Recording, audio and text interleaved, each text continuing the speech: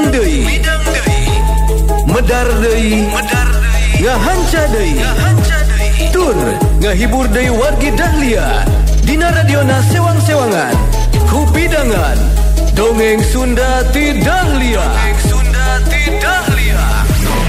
Anu dijomantarakeun 3 Lura 101,5 FM Radio Dahlia.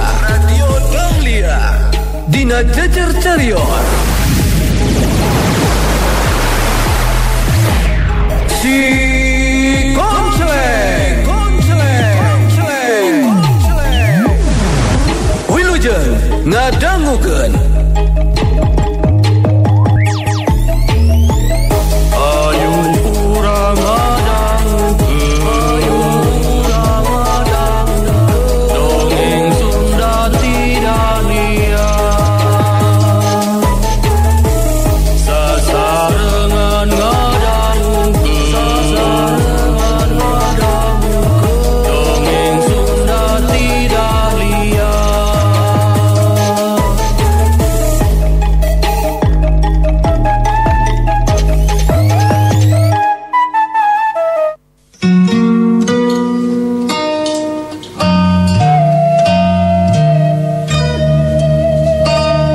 Wargi Dahlia,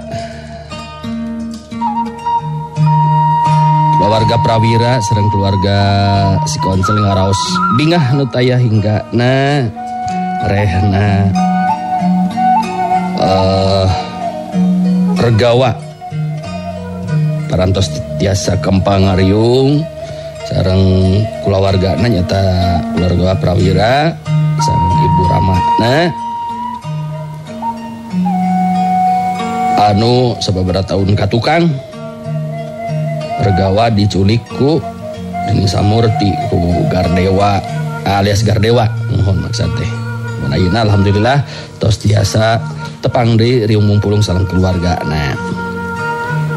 Urang lajengkeun serial si Konceleng lawang sageteng karya Bagus Arspati.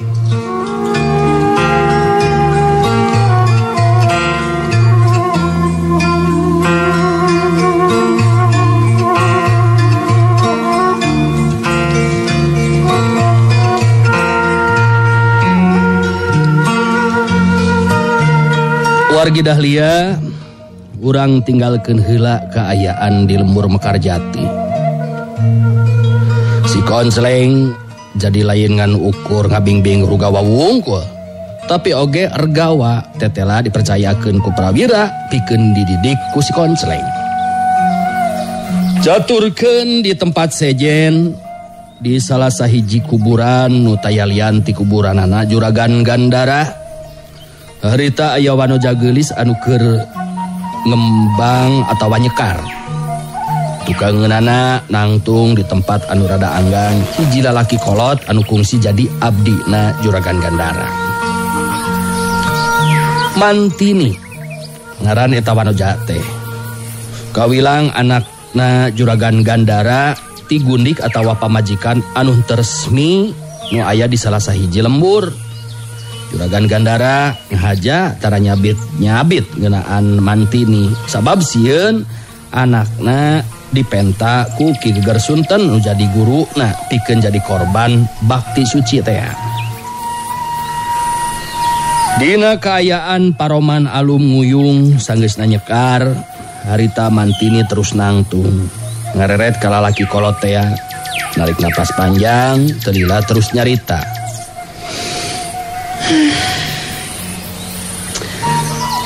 Sanajan ieu makam teh kawilang mewah Mang Lumpit, tapi keur abdi naon harti nek sabab dina mangsa na diri abdi ayeuna manjing dewasa tetela henteu bisa panggih jeung anu jadi bapa.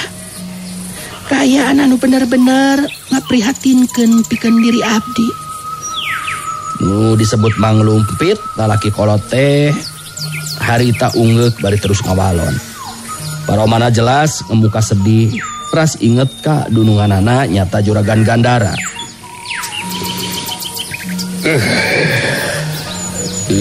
Jeung mamang oge Upami Duang Rama Juragan Gandara cepat telak gaduh kekuatan jeung si Birawa banteng karobahan luka hasut ku pokal tindakan si Konjreng mang gaduh keyakinan Tuang Rama moal nepikeun ka kieu si benar.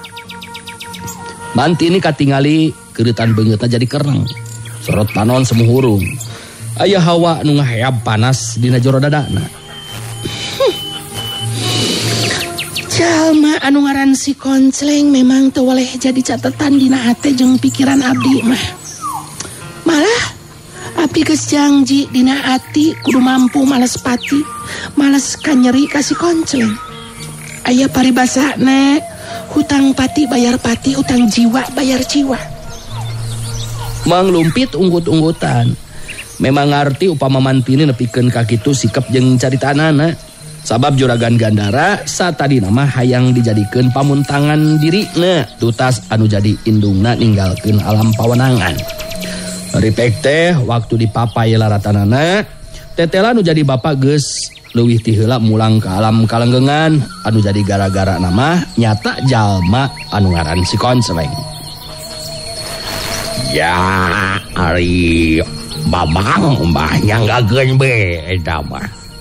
Gan Nyai masih waspada.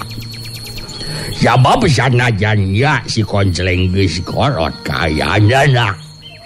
Tapi dina hal ilmu nah teu bisa dianggap enteng. Dumatak Nyai ulah sambarangan dina ngalakukeun tindakan. Abdi ngarti Mang Lumpit. Dumatak abdi oge keur mikir ieu teh. Kumaha carana sangkan kanyeri ieu hate abdi ku jalma anu ngaran si Koncleng bisa dibales. Sanajan abdi boga ilmu silat dina waktu ayeuna, tapi nilik kana beja ti Mang Lumpit jelas ilmu abdi teh moal mahi, Mang. Nu matak abdi kudu bisa nambahan ilmu bela diri nepikeun ka masagi. Cik, sugan ieu Mang Lumpit boga wewengan, bong bolongan gitu mangker abdi. Mang Lumpit katingali kerung siga nu keur mikir. Teu lila terus nyarita deui lalaunan.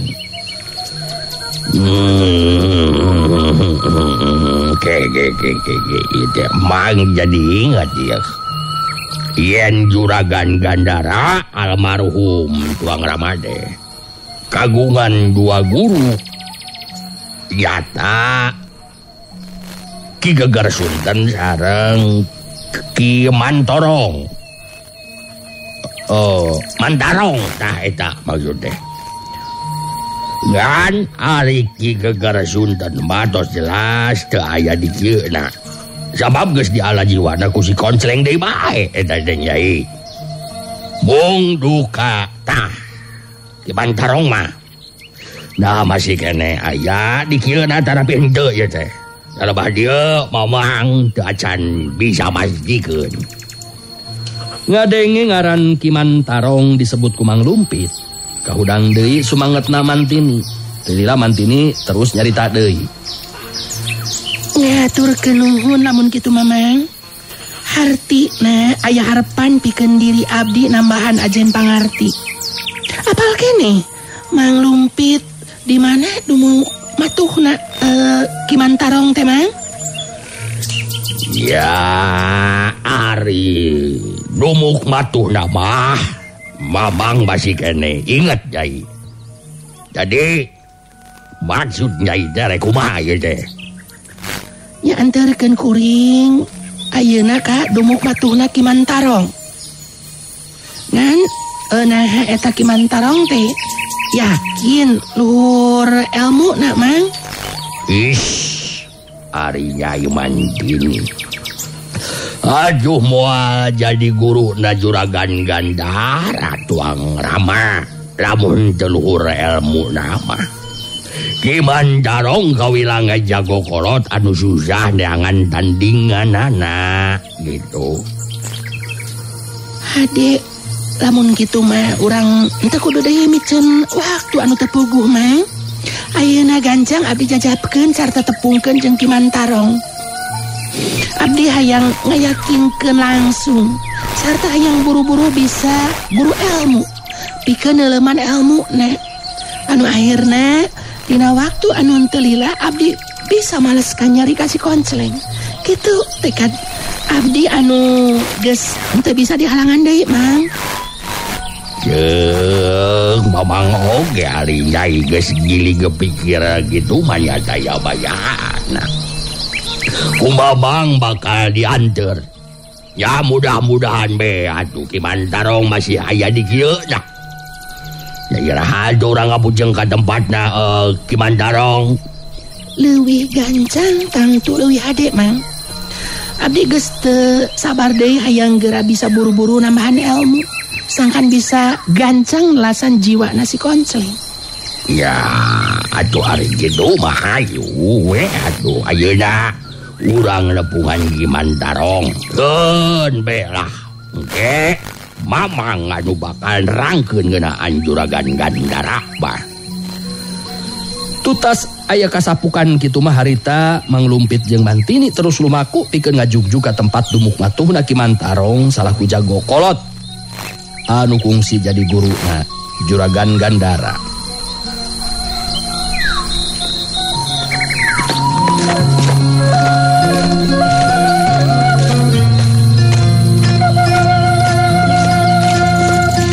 Untuk catur di jalanna lantaran Mang Lumpit memang geus apal di mana dumuk matuhna Ki Mantarong. Akhirna Mantini jeung Mang Lumpit tepi ka tempat anu dimaksud. Ngan bati hanjelu Mang Lumpit jeung Mantini waktu ngan ukur dibagiakeun ku Nini Mantarong pamajikanana Ki Mantarong. Da puguh ari Ki Mantarong mah geus tinggal ngaran sababaraha bulan anu katukang. Di jero imah panggung leutik Nini Mantarong nyaritakeun salakina ka Mang Lumpit jeung Mantini. Jadi iya si Nyai teh anakna Juragan Gandara. Baru geus parawan geuningan. Ngan tadi si Ujang teh kekon nanyakeun salaki Nini nyata Ki Mantarong. Sakumaha anu diomongkeun ku Nini. Salaki Nini teh geus eueuh di kieu na sababaraha bulan katukang meureunan. Mang Lumpit jeung Mantini silih teuteut. Dina pamuluna jelas anu ngrasa hanjelu anu lain di kieu na. Mang Lumpit narik napas panjang bari terus nyarita. Aduh, ya anja kalian ini. Padahal abdi duaan pangna nepungan ka dieu teh bener-bener penting ya teh. Pang-pangna mah keur ieu ya Nyai Mantini. Nini Mantarong neutup antep ka Mantini. Tadila terus nyarita deui. Ari si Nyai rek boga maksud naon kitu ka salaki Nini teh? Coba caritakeun ka Nini Nyai. Mantini gancang ngawalon paranya Nini Mantarong. Abdi teh hoyong guru ilmu Nini. Sabab rumasa masih kani ipis pangarti.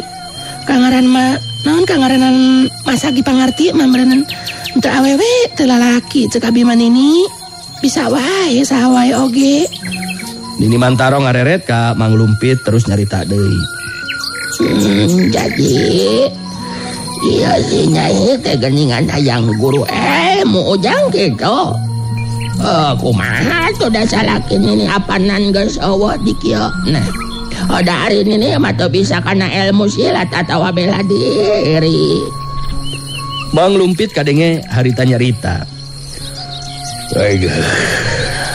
Waduh, ini ya Nyai Mantini teh memang boga ka nyeri hate sabenerna mah. Lumadak hayang guru ilmu nambahan pangarti ilmu bela diri. Iya kan nyeri hate nade. Mang Lumpit terus nyaritakeun ngeunaan ka nyeri hate na Mantini lantaran Juragan Gandara ajal ku pokalna jalma nu ngaran si Konceleng. Nini Mantarong babandungan kalawan daria kana guaran caritaan Mang Lumpit. Kalila Mang Lumpit terus mungkas guaran carita anana. Ya, gitu ini. Ngan hanjaka Kimantarong geus eueun di kieu aya. Tapi sugan Kimantarong aya ditinggalna ini ya sugan we. Ditinggal kumaha maksud Jang Lumpit teh Iya, da. Biasana mah kapan? Sok aya catatan ngeunaan rahasia ilmuna Kimantarong. Atawa saha bae murid Kimantarong lian ti Juragan Gandara. Sasatna murid anu geus nyangking sapinuhna pangarti Kimantarong. Nini Mantarong ngabagikeun pareuteup ka Mantini jeung Mang Lumpit. Teu lila terus nyarita deui. Kieu Jang Lumpit. Nyai. Ari bener boga maksud kitu mah. Atuh tepungan be ayeuna mah si Badal Wulung. Sabab eta murid pamungkas salaki nini. Gesa ai Badal Wulung teh ni di mana deh dumuk matuhna aja deh. Nuhun saha Badal Wulung teh nini sareng di mana? Mantini oge jadi penasaran hayang nyaho ka si Badal Wulung. Si Badal Wulung kawilang murid pamungkas salaki nini. Malah manehna anu mawa buku pusaka Kimantarong salaki nini. Ngan kudu hati-hati. Sabab si Badal Wulung pamimpin begal di alas Panoman. Jadi dumuk matuhna oge di alas Panoman. Numatak disebut begal Panoman. Kitu da Nyai. Mantini jeung Mang Lumpit silih teuteup. Ngaran begal Panoman kawilang geus loba anu nyaho. Mantini terus nyarita deui ditujukeun ka Mang Lumpit. Kumaha atuh Mang? Nah orang tepungan bae ka alas Panoman ka Badal Wulung. Sabab taya hartina orang balik deui ka lembur upama maksud abdi henteu bisa ngawujud jadi kenyataan. Sanggup Mang Lumpit nganter abdi ka alas Panoman? Ya. Ari mama ayo bae Nyai. Ganceug nini oge apa urang kudu hati-hati. Jabab Badal Wulung teh pamimpin begal Panoman. Oke. Kuring pasti kada penasaran jadi ini ya. Buku pusaka rahasia ilmu Kimantarong teh dibikeun ku Kimantarongna atawa dicokot kitu bae teh. Dicokot dibawa ku si Badal Wulung ujang. Hari ini teu ieu sawan goroh sieun dipayahan ku si Badal Wulung anu sakitu kejam jeung talengasna. Yang pamikir teh keur naon anu kitu. Ya atuh kapaksa atuh ari kitu mah kaayana urang kudu nepungan Badal Wulung ka alas Panoman Nyai.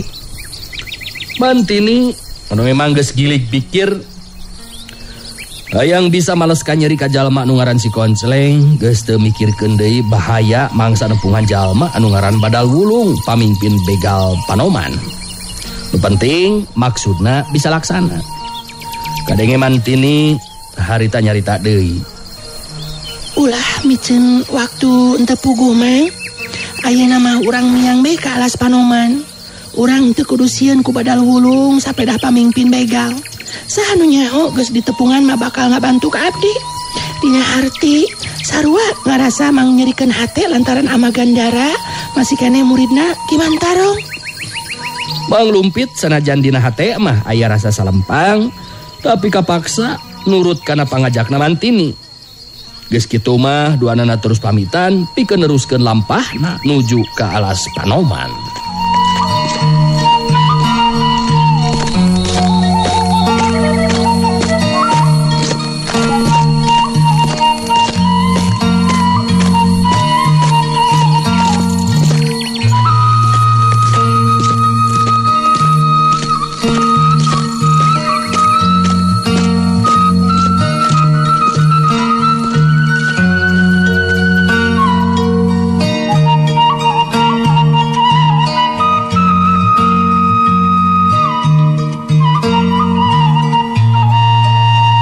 Margi Dahlia urang caturkeun di alas Panoman. Di jero imahna badal wulung anu memang gede. Tihangna oge tina kai golondongan jeung hoy. Kawilang tempat anu merenah hasil tina pagawean anak buahna anu ngajalankeun laku begal. Kahirupan badal wulung teu beda we ti raja. Katingali harita badal wulung keur diuk dina kursi jati khususna. Anak buahna madariuk sila dihandap. Sedengkeun digigireun badal wulung nangtung dua awewe ngora jeung gareulis anu ngusapan jeung mencetan badal wulung. Badal wulung kawilang ora kene. Pangawakanana dedeg jeung keker simar dada jangkung gede. Beungeutna kereng jeung galak. Sapasang panona bolotot nambahan sima pikeun anak-anak buahna. Teu lila kadenge sora badal wulung anu cumarita. Nyarita kasar gambaran tina kaayaan watek jalma anu barangasan jeung telenges. Dewek geus waktuna ieu nambahan bikang euy. Ku pikiran mah kurang sugema ieu teh. Lamun bikang dewek anu kurduan.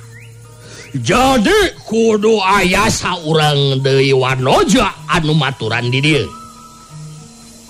Tiluan mah cukup pikeun juga makeun hate dewek euy. Salah saurang anggota begal Panoman harita terus nyarita. Jadi maksud Kang Badal teh boga karep rek neangan deui saurang wanoja meureun kitu. Lain dewek anu neangan, tapi si lain anu kudu neanganana. Banyak pamimpin aya kahayang kudu neangan sorangan. Atuh keur naon dewek boga anak buah koplok. Jadi si lain opatan arindit. Teangan wanoja anu gelis pikeun dijadikeun pamajikan dewek anu katilu. Geus apal meureun kana adat dewek ga? Lamun geus aya kahayang sanajan kumaha bae carana kudu dilaksanakeun jeung kudu laksana. Kumaha kira-kira ada sanggup si laing pikeun nyumpodan gayang dewek? Coba jarita. Lain pada kerung keto sia teh gojok. Ya ari kitu mah karep kahayang Kang Badal. Tang tube kuring bakal usaha sakuat tenaga. Ngan iraha ieu teh kira-kira na kudu neangan eta awewe teh Kang Badal. Aduh, jangan beleguk, siapa beleguk? Make jeung nanyakeun deui atuh sia teh. Leuwih gancang, leuwih hade deuleu. Geus ayeuna mah bontong micen di waktu. Ayeuna keneh laing opatan indit. Anu sejena sakumaha biasa ngalaksakeun ya. Jadi we aing pabelit sia. Gara-gara sia da belegog. Jadi aing kababawa sia. Nu sejena sakumaha biasa ngalaksanakeun pancen pikeun neangan mangsa anu kudu dibegal. Dirampas harta bendana. Ayo, laksanakan. Upama badal wulung geus marentah seperti gitu, anak buahna taya anu wani mungpang. Sabab upama aya nu wani nolak ngandung harti moalila hirupna.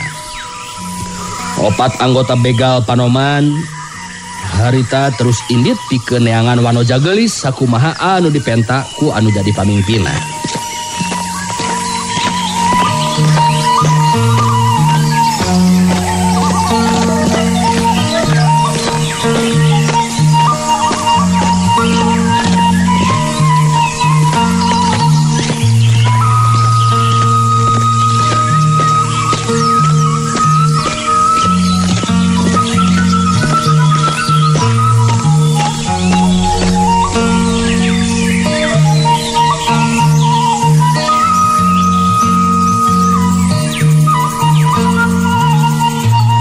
Sanggeus jauh lumampah harita opat anggota begal Panoman ningali aya dua jalma anu keur ngaleureuhkeun kacape.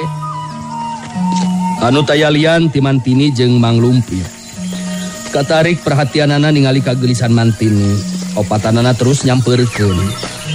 Mantini jeung Mang Lumpit anu boga karep reka alas Panoman kawilang kaget oge ningali kadatangan opat jalma anu anyar pinanggi. Nilik kana kaayaan dedegan jeung paroman anu kalasar, Mantini bisa mastikeun yen opat jalma teh kawilang lain jalma ti Pilemburan. Memeh Mantini jeung Mang Lumpit nyarita,